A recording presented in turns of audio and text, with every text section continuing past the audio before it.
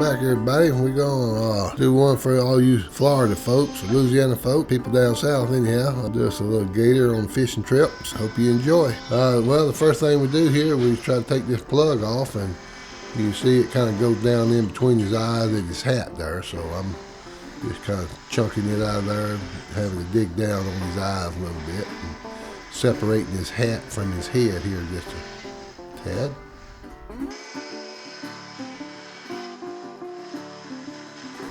There's a little bit of that plug that's on top of his hat that they're kind of raking down, lowering. And we're drawing around his clothes. That's his collar on his jacket, or his vest, it's kind of there, his fishing vest.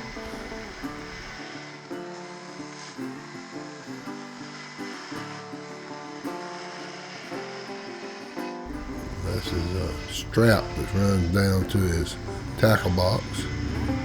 Kind of cutting his hand away from his body. He'll be holding the fishing pole there, but that's where there's a little bit of wood that sticks in between his hand and his body. You separate it out a little bit if you want to. Cutting his sleeve on his vest.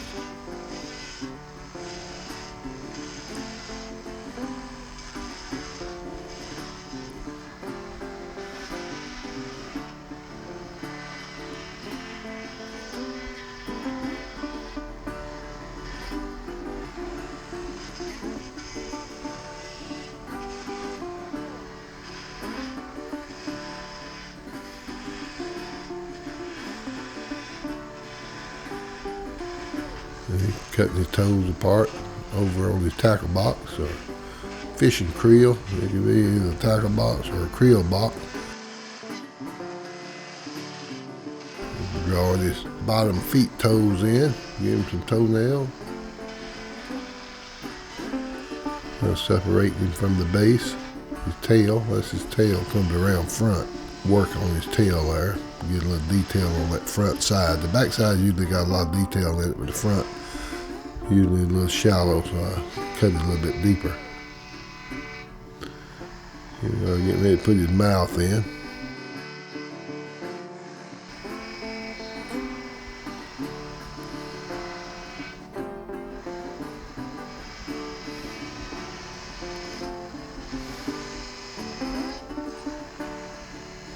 Drawing on his eyes, kind of separating his eyes from the, got big tall eyes on his eyelids there, so we're just taking the saw and separating them a little bit.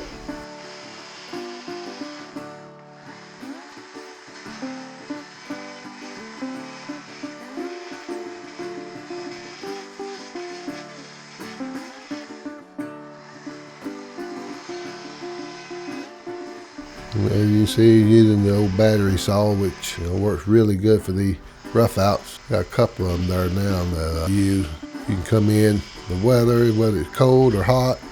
These batteries last about, 30 minutes or so of hard work. And if you got a couple of batteries, they'll be charged up before they run out.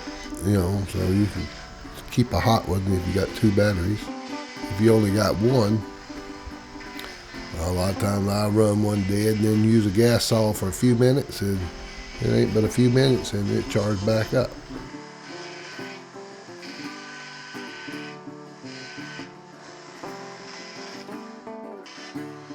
Here we are having to put a little bit of detail on the front of his tail there, because it's a little bit shallow, so I just go in and cut it a little bit deeper, just making some scale, like gator tail got the big high fins, but you can't make them too big or they'll break off. If whatever works for you.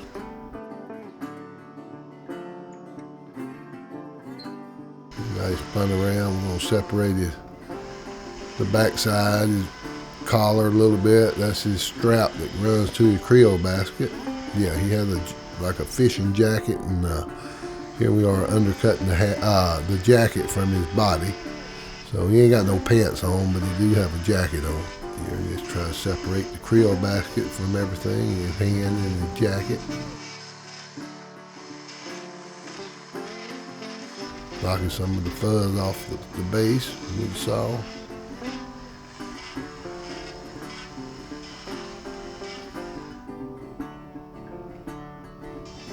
Okay, that looks like about we've done with the saw there. We got our big saber bit. This is a yellow saber flame, which worked really good for cleaning these rough outs up. It'll take all that fuzz off without actually taking a lot of the main wood away. So I like these yellow bits a whole lot for cleaning these rough outs up as far as getting rid of the fuzz. They do a real good job because, you know, they don't work good in green wood, but these rough outs done been dried, so, you know, they don't load your bit up like they would with green wood. But you can see it's pretty much taking all that fuzz right off.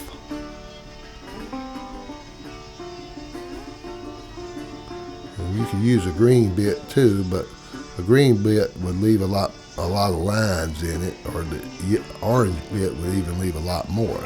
So that's why I like the fine bits.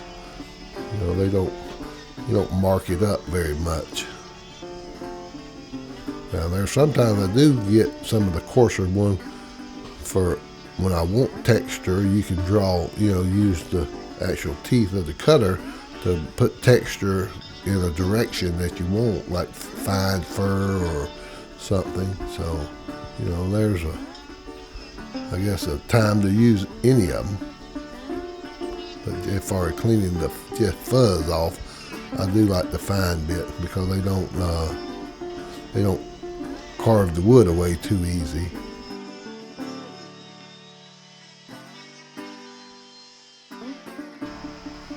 Let's see if we can't wake him up. You know, they don't seem to ever come alive until you put eyes on them. You know, whenever you put eyes on them, though, that changes the whole look of the piece. You can give him some nose holes there so he can start breathing. Here I am. I'm just using that to put a little texture on his face. You can do it with a saw. You can not even do it, or you can just use, you know, I like to use whatever tool I got in my hand a lot of times. You know, once you learn what you want to do, you'll find that there's not necessarily one tool you got to have. You know, you can use lots of different tools to do the same job. It's just, I guess the main thing is learning what you want to do.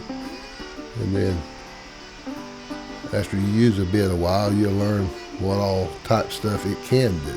So, like I say, the reason I'm using a particular tool a lot of times is maybe it was like this is an eye tool. I started out with it for an eye. This type of bit can be used for cutting grooves and, you know, just separating toes, lines, and all, you know, with one tool, because the less times you have to set a tool down to get another one, it just saves you time at the end of the day. So now I'm fixing to give him a hole through his hand so he can hold that fishing pole. I don't want to drill too hard, too quick, especially drilling with a dull bit. You can go in there and pressurize that wood too quick and blow it apart. So I like to drill slow, pull out my chips, and the way I know I ain't over pressure in the hand, I don't want to break it off. So you take your time, drill through it, and this right here actually has a knot in his hand, so you know you want to be even extra close there, careful. We're through, so, and usually I'll put a little divot down in the base so the bottom of that fishing pole will have a place to sit and not fall out. Cleaning the base up a little bit now.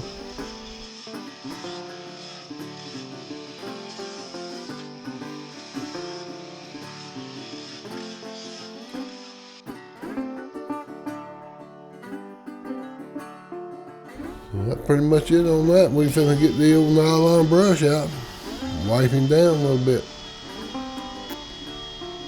Main thing about these nylon brushes is make sure they are one directional. Make sure all the bristles on it lean one direction, and you want to make sure it's spinning in the direction that they're leaning.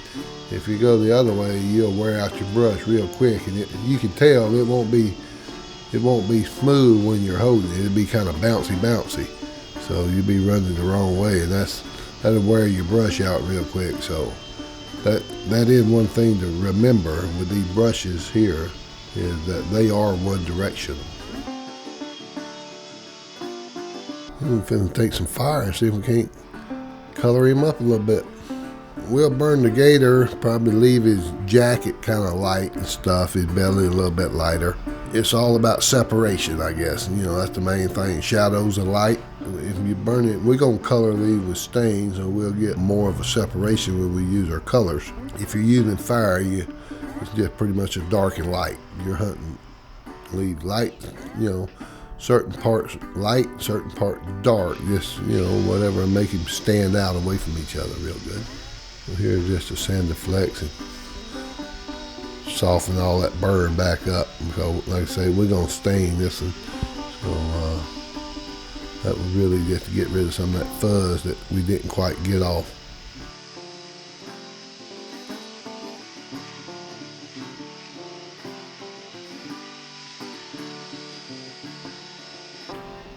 Well, that's it for the carving.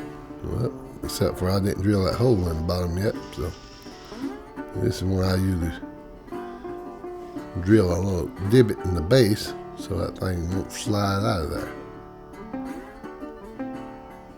We'll get around painting him in a little bit, but as far as carving and stuff goes, that's him.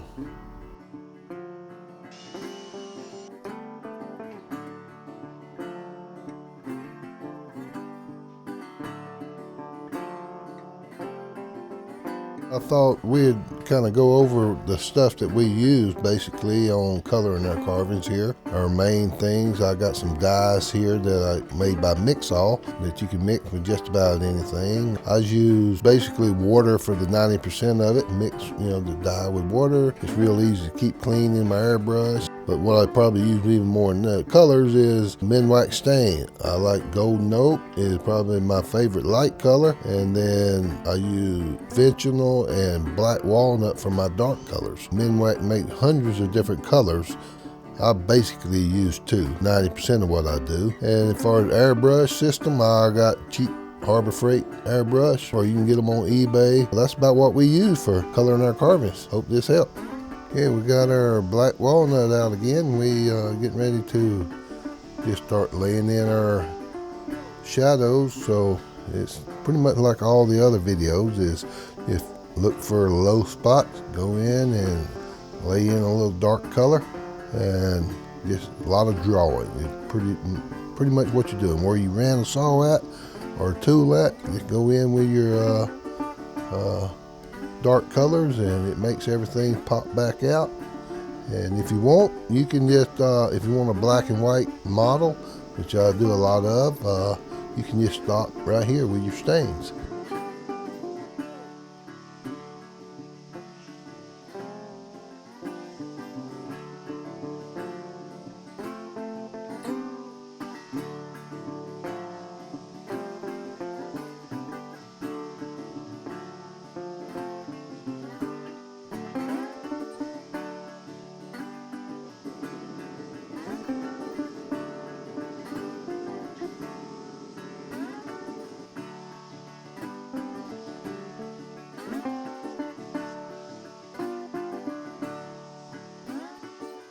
Once we get all the low spots drawed in, we'll get our green out and go over the whole thing, and it's just Mixall dye mixed with water. Now you can mix it with about anything. Mixall mixes with all kinds of medium, but water is just easy to keep clean, so I use it with water a lot.